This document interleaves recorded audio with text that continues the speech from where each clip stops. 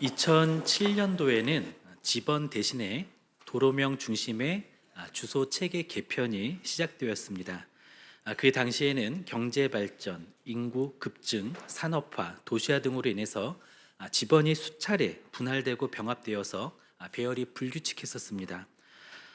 한 지번에 여러 개의 건물이 있는 곳도 있었습니다. 그래서 지번 주소는 위치에 대한 정확한 정보 제공을 해주지 못했기 때문에 개편이 불가피했던 것이죠. 주소는 우리의 일상생활에서는 택배를 받거나 길찾기 정도의 그러한 용도로 쓰입니다. 그런데 그것은 다양한 분야의 중요한 기초 자료가 됩니다. 이러한 주소 체계는 국민이나 방문객에게도 영향을 미치지만 기업의 마케팅 전략과 그리고 상권 분석에도 사용이 됩니다. 그리고 공공기관의 내부 행정, 학교 소방 등의 구역 관리, 정책 수립 등의 기초 자료가 되는 것이죠. 주소 개편을 통해 얻을 수 있는 연간 순편익이 3조 3천억이나 된다고 합니다. 우리의 생각, 우리의 사고 체계도 나름대로 지번을 가지고 있는데요. 한쪽은 덩어리져 있고 한쪽은 횡한 모습으로 있을 것입니다. 이참에 우리의 사고 체계도 도로명으로 바꾸면 좋겠습니다.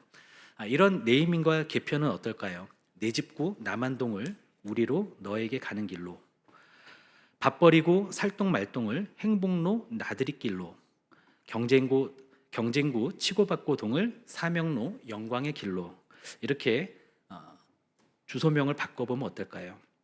그렇게만 바꿔도 우리의 삶의 순편익은 어마어마하게 증가할 것입니다. 참고로 제가 지내고 있는 사택의 도로명은 맨드라미길입니다. 저는 제가 살고 있는 동네가 꽃동네라서 참 좋습니다. 사도 바울은 세계를 품은 그리스도인이었습니다. 그리고 그는 세계를 가슴에 품고 있었던 것만이 아니었습니다. 그는 세계를 향해 나아갔습니다. 그가 걸었던 길들을 세 길로 요약하면 미래로, 하나로, 기도로입니다. 오늘 본문에서 사도 바울은 로마의 성도들에게 자신의 향후 계획을 알려줍니다. 그리고 함께 동참해 줄 것을 부탁합니다. 본문을 통해서 세계를 품은 그리스도인 바울이 그가 걸었던 그 길들을 살펴보기를 원합니다. 함께 걸어보고 우리도 걸어야 할 길, 미래로, 하나로, 기도로를 버킷리스트에 담아두기를 원합니다. 첫째로 세계를 품은 그리스도인의 길은 바로 미래로입니다.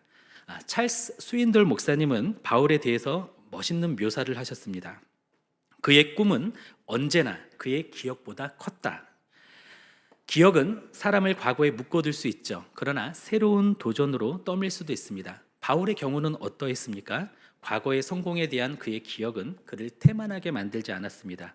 오히려 그를 고무시켜서 더 많은 것들을 성취하게 만들었습니다.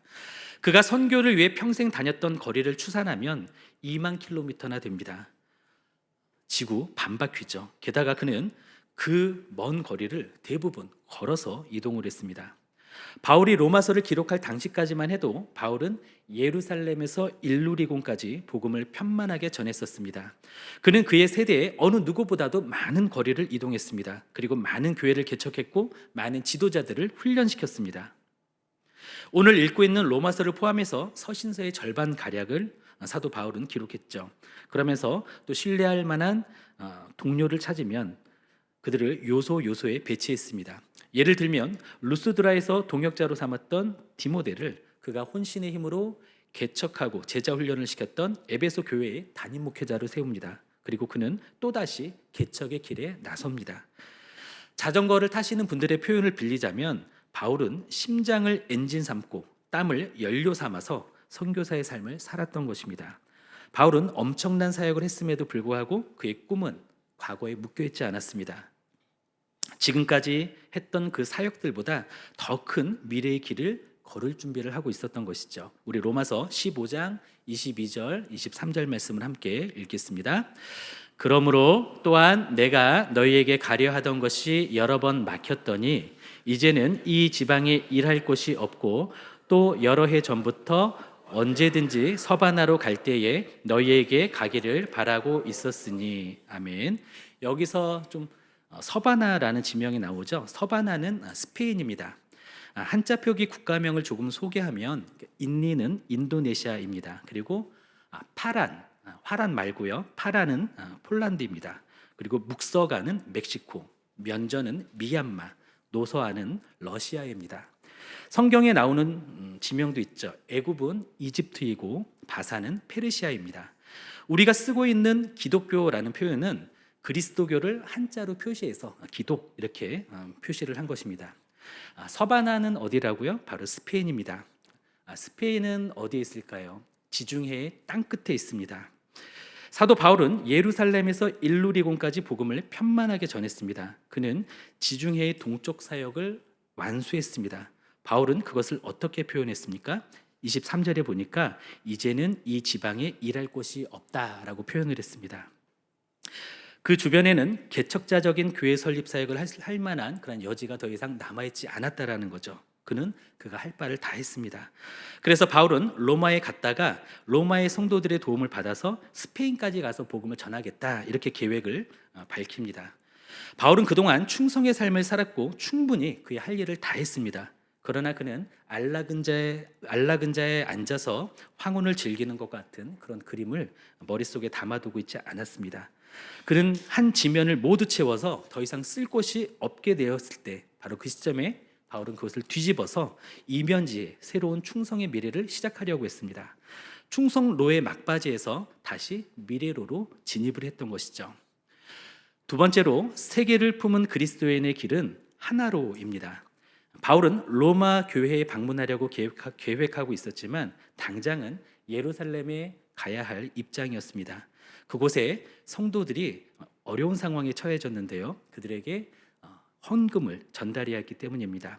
자세한 상황은 사도행전 24장에 나오는데요.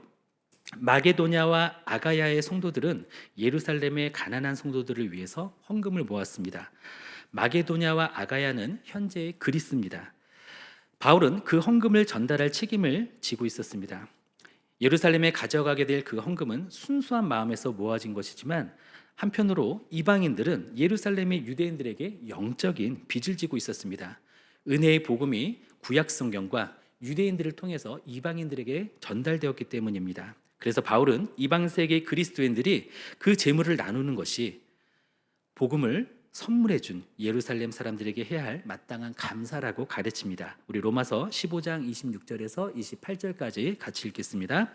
이는 마게도냐와 아가야 사람들이 예루살렘 성도 중 가난한 자들을 위하여 기쁘게 얼마를 연보하였음이라. 저희가 기뻐서 하였거니와 또한 저희는 그들에게 빚진 자니 만일 이방인들이 그들의 영적인 것을 나누어 가졌으면 육적인 것으로 그들을 섬기는 것이 마땅하니라. 그러므로 내가 이 일을 마치고 이 열매를 그들에게 확증한 후에 너희에게 들렸다가 서바나로 가리라. 아멘. 여기 26절에 보면 연보라는 말이 있죠.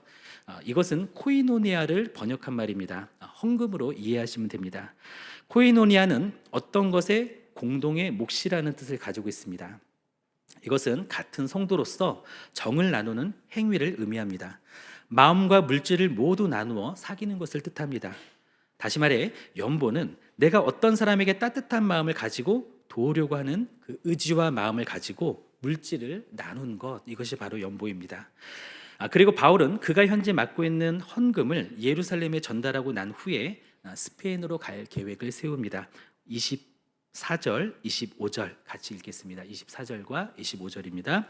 이는 지나가는 길에 너희를 보고 먼저 너희와 사귐으로 얼마간 기쁨을 가진 후에 너희가 그리로 보내주기를 바람이라. 그러나 이제는 내가 성도를 섬기는 일로 예루살렘에 가노니. 아멘. 바울은 하루라도 빨리 로마에 가기를 원했습니다. 그리고 땅끝 스페인으로 가기를 원했습니다. 로마서를 기록할 당시에 그는 고린도에 있었습니다. 고린도는 이제 지중해 한 중간쯤에 있었는데 고린도에서 서쪽으로 가면 로마가 있고 거기서 또 서쪽으로 가면 스페인이 있습니다. 그런데 고린도에서 동쪽으로 가면 예루살렘이 있는데요. 그는 이 헌금을 전달하기 위해서 연보를 전달하기 위해서 동쪽으로 갑니다. 배를 타고 최단 거리로 이동을 한다고 해도 이렇게 예루살렘으로 동쪽으로 갔다가 다시 이제 로마와 스페인으로 가려면 3,000km를 더 우회하는 그러한 빙 돌아가는 그런 경로였습니다. 왜 그가 그런 경로를 선택을 했을까요? 그만큼 예루살렘에 헌금을 전달하는 것이 중요했기 때문입니다. 예루살렘의 가난한 성도들을 돕는 것이 한 이유였고요. 영적인 빚을 갚아야 하는 것이 또 다른 이유였습니다. 그리고 무엇보다 중요한 이유가 있습니다. 그가 전달하는 헌금은 이방인이나 유대인이나 모두 하나님의 자녀라는 것의 증거가 됩니다. 그리스도를 주라 시인하는 한 교회라는 것의 증거가 됩니다. 이방인이나 유대인이나 한 몸이라는 것을 확인시켜주는 중요한 것이기 때문에 바울은 선교사로서, 세계를 품은 그리스도인으로서 3,000km나 되는 하나로를 선택을 했던 것입니다. 예수 그리스도를 주와 그리스도로 고백하는 이방인 교회나 예루살렘 교회나 모두 하나입니다. 세계의 모든 교회는 하나입니다. 우리 교회의 정관의 전문은 이렇습니다. 본 교회는 성도로 부르심을 받은 자들이 지역의 복음화를 시작으로 땅 끝까지 전파될 하나님 나라의 부흥을 꿈꾸며 설립되었다. 우리 교회는 삼위일체 하나님의 역사하심과 섭리를 믿으며 그분의 뜻을 이루는 것과 하나님을 영화롭게 하는 것을 최고의 목표로 한다.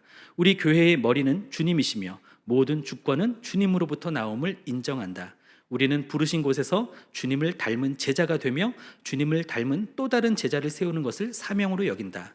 본 교회는 하나님 나라를 세우는 일에 주님의 신실한 모든 교회들과 겸손한 자세로 협력한다. 이런 부르심과 사명을 이뤄가는 교회가 되길 다짐하며 이 정관을 제정한다. 우리 교회 정관의 서문입니다.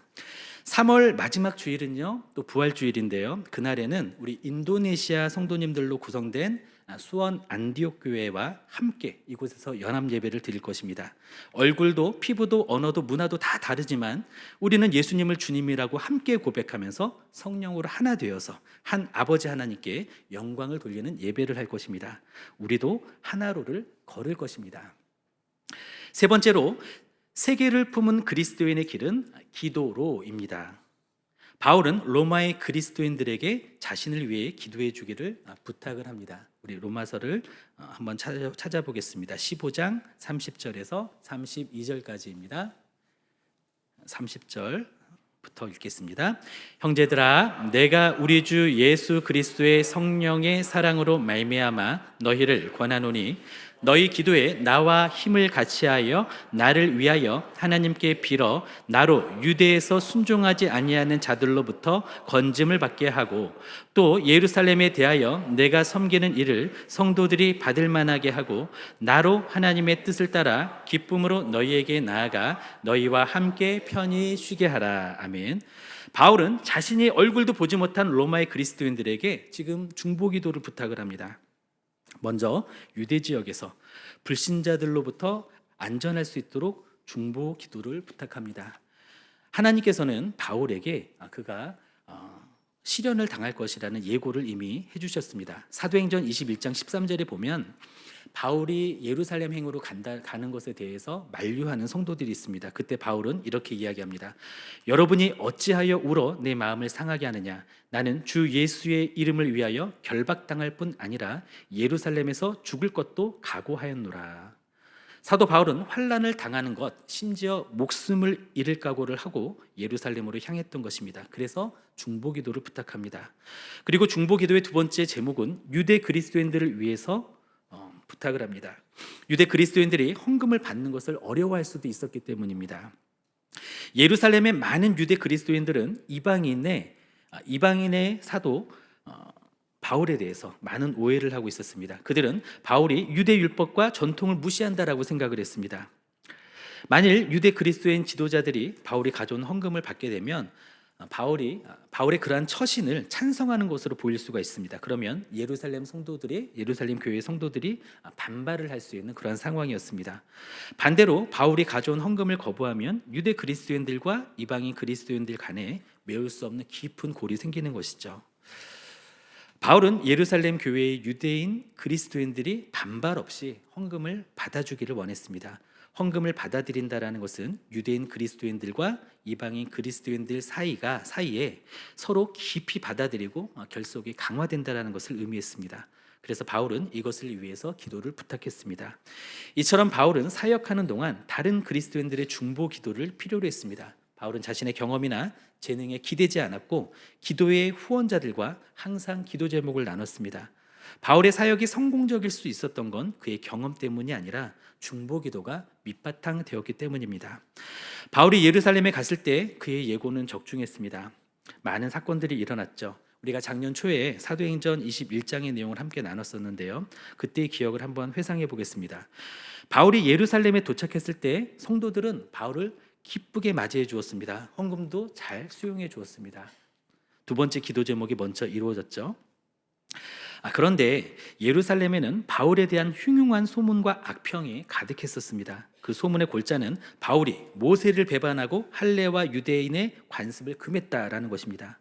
그래서 바울을 사악한 변절자, 더러운 배교자로 매도했던 유대인들이 있었습니다. 바울에 대한 이런 부정적인 시각은 예루살렘의 유대인들뿐만 아니라 기독교로 개종한 유대인들 중에도 존재했습니다. 그래서 예루살렘 교회 지도자들은 바울에게 한 가지 방법을 제시합니다. 나실인 서약 완료 정결 의식에 참여하라는 것이죠. 이때 서약 완료를 앞두고 4명의 그리스도인들이 있었는데 그들의 서약 완료 정결 의식에 후원을 하고 그들과 함께 참여를 한다면 많은 사람들의 마음을 누그러뜨릴 수 있을 것이라고 생각을 했던 것입니다. 유대인들은 그의 서약 의식에 들어가는 비용을 지불하는 그런 후원자를 높이 평가하고 존중하는 그런 문화가 있었습니다. 이렇게 된다면 바울에 대한 악평과 소문이 사실이 아니라는 것을 알고 오해를 풀 수 있을 것이라고 생각을 했습니다. 그러나 그 계획은 도리어 상황을 더 악화시키고 말았습니다. 정결 기간이 끝날 무렵에 아시아에서 온 유대인들이 성전에 왔다가 바울이 다른 사람들과 함께 그 성전 안에 있는 것을 보게 되는데 그들은 바울이 이방인들과 함께 성전에 들어가서 하나님의 집을 더럽혔다 이렇게 소문을 냅니다. 유대법에 의하면 하나님의 성전에 이방인들을 드리는 것 이것은 엄청난 죄입니다. 엄한 처벌의 대상이 됩니다. 만약 바울의 죄가 인정되면 바울은 죽을 수도 있는 것이었습니다. 바울에 관한 소문은 빠르게 퍼지면서 바울을 증오하던 유대인들이 격양된 모습으로 몰려듭니다. 성전에 몰려든 유대인들은 바울을 성전에서 먼저 끌어냅니다. 이것은 작은 소동이 아니었습니다. 폭력이 동반된 소요였습니다. 그리고 폭동으로 확산될 조짐이 보였습니다. 이러한 폭동에 대한 우려와 어떤 사람을 죽이려 한다라는 그런 소식이 로마의 군대 지휘관에게 전해집니다. 그 지휘관은 1000명의 군사를 통솔할 수 있는 천부장이었습니다. 그는 백부장들과 군사들을 동원해서 소동을 진압하기 위해 출동했습니다. 덕분에 바울은 겨우 목숨을 지킬 수 있었습니다. 바울은 로마의 관리인 천부장을 통해 죽음을 면했죠. 이것은 2000여 킬로미터 떨어져 있던 로마의 성도들이 바울을 위해서 기도를 했고 그들의 기도가 응답된 것입니다. 하지만 바울이 당한 위험은 여기에서 끝이 나지 않습니다. 사도행전 23장에서는 바울이 옥에 갇혀 있었습니다. 이때 바울을 죽이기 위한 암살단이 조직됩니다. 그들은 바울을 죽일 때까지는 먹지도 않고 마시지도 않겠다 이렇게 의지를 불태우죠. 이 서역에 가담한 동맹자의 수는 40여 명이나 되었습니다. 바울 한 사람을 제거하기 위해서 40여 명의 암살단이 결성된 것입니다. 이들은 대제사장들과 장로들에게 자신들이 세운 계략을 알립니다. 바울이 가이사랴라는 도시에서 재판을 받을 수 있도록 소환하라는 것이죠. 그래서 바울을 이송하게 되면 그 길목에 매복했다가 바울을 제거하려는 계획을 세웠습니다. 그것을 바울의 조카가 엿듣게 됩니다. 바울의 조카는 이 사실을 바울에게 알리고 바울은 백부장에게 부탁해서 그 조카를 천부장에게 데려가게 합니다. 천부장은 그의 손을 잡고 가서 조용히 묻습니다. 그리고 대답을 듣고 신중하게 대처를 하죠. 우선 바울의 조카에게 자신이 들었다라는 사실을 숨기게 하고 돌려보냅니다. 그리고 천부장 자신이 소환의 요구를 받기 전에 바울을 안전한 곳으로 보내기로 작전을 세웁니다. 왜냐하면 소환의 요구를 받아들이면 그것을 거부할 명분이 자신에게는 없기 때문입니다. 천부장은 일사천리로 작전을 세우고 실행합니다. 이 작전에는 천부장 휘하의 절반에 해당되는 군사들이 투입이 됩니다. 백부장 2, 보병 200명, 기병 70명, 창병 200명을 동원하는 대규모 호송 작전이 실시된 것입니다. 바울 한 사람을 구하기 위해서 지휘관과 200명의 보병만이 아니라 최정예 부대인 기병과 전략 부대인 창병까지 투입했던 것이죠. 게다가 바울도 말에 태워서 보내게 됩니다. 이번에도 수천 킬로미터 떨어져 있는 로마의 성도들의 기도가 응답된 것입니다. 그들의 기도의 응답으로 40여 명의 암살단이 모의할 때에 바울의 조카가 그것을 엿듣게 되고 바울에게 알리게 합니다. 그리고 백부장도 그것을 듣고 천부장에게 보고를 합니다. 그리고 천부장은 그것을 심각하게 여기고 바울을 피신시킬 작전을 세우고 실행했던 것이죠. 이렇게 고비고비마다 바울이 로마의 성도들에게 요청했던 첫 번째의 기도가 응답이 되었던 것입니다. 물론 두 번째 중보 기도도 응답이 되었습니다. 앞서서 말씀을 드렸죠. 예루살렘 성도들이 헌금을 잘 수용해 주었습니다. 하나님은 로마의 성도들의 간절한 기도를 들으셨고 역사하신 것입니다. 그리고 또 하나, 바울은 결국 로마에 가게 됩니다. 자유로운 신분이 아닌 미결수의 신분으로 가게 됩니다.